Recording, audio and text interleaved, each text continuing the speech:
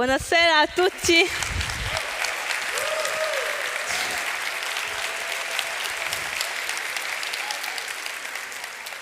How are you? Fine. It's been a long day. Okay, I won't add much to what all the other speakers said because they were all excellent. I will just give you a little tiramisu to digest everything they said. Well, how did I get into a PhD in economics at 20 years old? That's a great question. I started my bachelor in economics at 14 years old, 4 years before the normal age to start university. You are not late at all. You are doing the right thing. I was just a bit fast. Specifically, I did the French system, so I skipped 2 grades in the secondary school and 2 grades in the primary school. This is how I started university at 14. Then I did 5 years, so 3 years of bachelor and 2 years of master of research, always in economics, that I got at 19 years old, and this is how I started the PhD at 20 years old. Said it like this, you might think, oh, she's probably related to someone great like Nakita Aboya or Bill Gates. Well, I wish, but that's not the case. Personally, I'm coming from a very humble background. I am the last born girl in a family of 6 children, but the first one to do a PhD and to get into quantitative sciences. I hope that my modest experience can inspire someone today to believe in their dream and to never give up, because it is possible. Everything you put your mind to is possible. Whether your goal is to start a PhD at 20, to start a business, to get the job of your dream, or to simply put yourself back together after a failure, I am here to give you the 3 steps that brought me from where I was to where I wanted to be. And I hope that it can also bring you from where you are to where you want to be. The first thing I'm going to talk about now, the first step, is something very powerful. It is the stepping stone of every meaningful accomplishment. And that is vision. The only thing worse than being blind is having sight but no vision. This was said by Helen Keller. In case you don't know, Helen Keller was born in Alabama in 1880, but she suddenly lost her sight due to a mysterious illness. So she became blind. You know what being blind means? It means that you cannot see me. It means you cannot scroll Instagram. It means you cannot see the wonders of Rome, the beautiful Rome, Colosseum. You cannot see that. This is sad. But actually, she is telling you that she is not the most pathetic person, as you might think. But actually, the most pathetic person is you who can see but without any vision. A vision is not something in the sky. It can be a goal, it can be a dream, it can be a plan, something you want to accomplish. Martin Luther King had a vision when he said, "I have a dream." What is your vision? What is that you want to accomplish? And why do you want to do that? That question is very important because a strong why will always find a how. Coming back to my story, I had a big dream. I wanted to work for the United Nations. Whoa, ambitious. This desire started growing after my father separated from my mother, and I saw her struggling hard to raise her many children. So I wanted to make a change. But how could I possibly make it? I was nobody, no name, somewhere in a hidden village. How could I make it to the United Nations with headquarters in New York? This was a big dream. And this is how it brings me to the second step, that is action. Vision without action is merely a dream. Action without vision just passes the time, but vision with action can change the world. Nelson Mandela. I no more introduce who Nelson Mandela was, but he changed the world through his fight against racism. So he's giving you his secret, and he's telling you vision with action can change the world.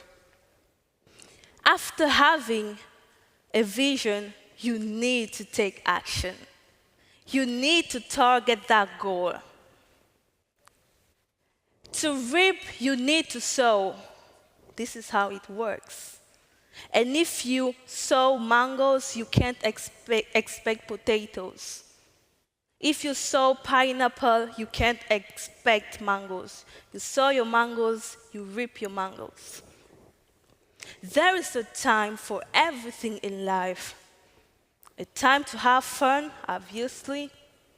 A time to sleep, of course. But also a time to study and a time to work. Let me tell you, let me warn you. On your path, while taking action to achieve your dreams, you will face rejection. You will meet obstacles. Not everyone will have your best interests at heart, but you need to have the courage to keep moving because this vision has been given to you.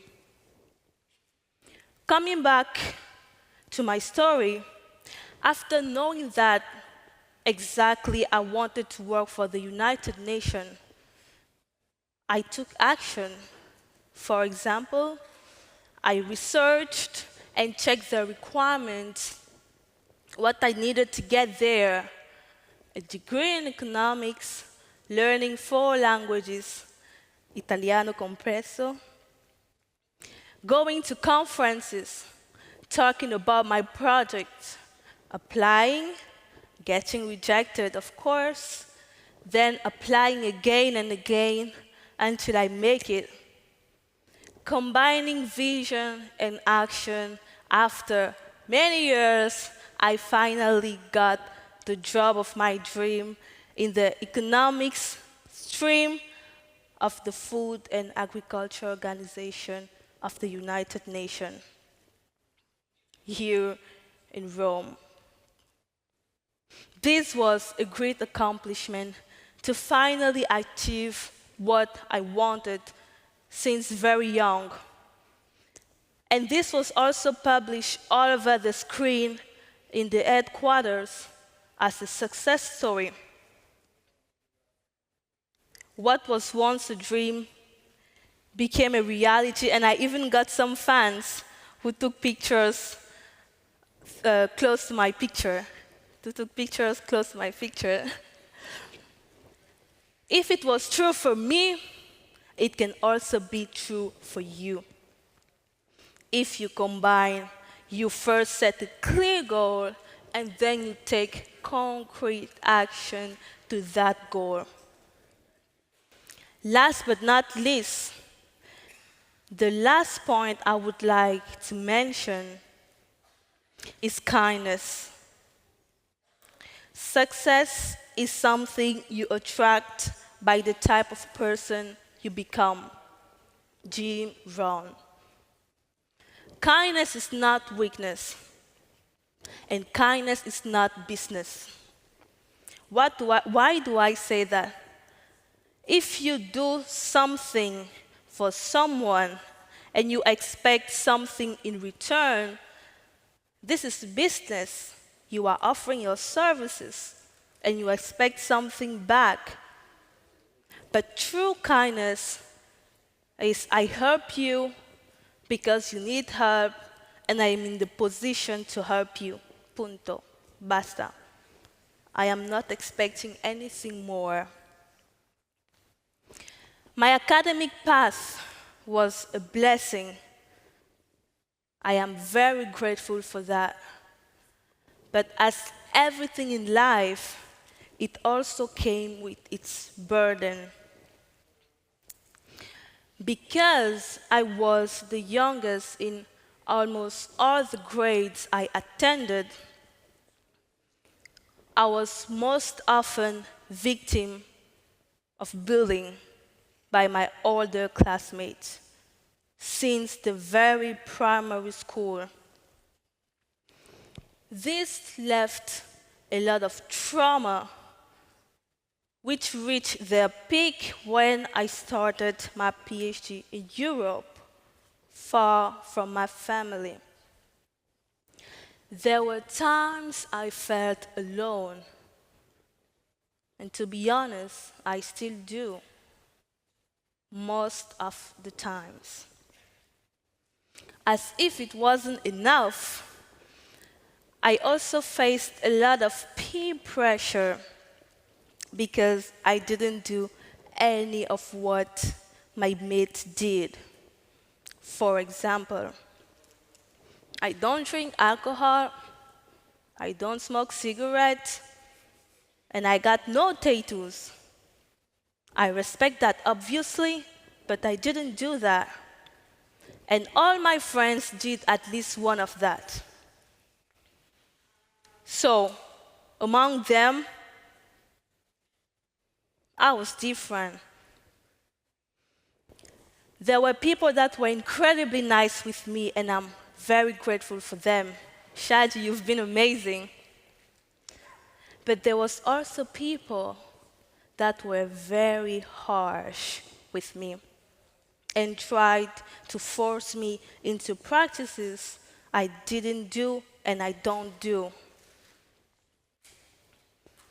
Being treated rudely, of course, had a great impact on me. It deeply affected me.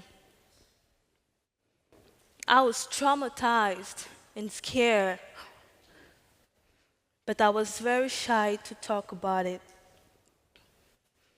I just wanted one person who could listen, one person I could talk to, one person I could lean on. But it was hard to find. We all need that person. But what about being that person to someone else? A gesture of kindness is never lost. Let's take an example of people you know. For example, Robin Williams. He was regarded as one of the greatest comedians of all time, having won various awards, including 5 Grammy Awards and 1 Academy Award. So he was apparently successful. He was making people laugh. So probably we might have think that he's happy. But he committed suicide. He took his own life.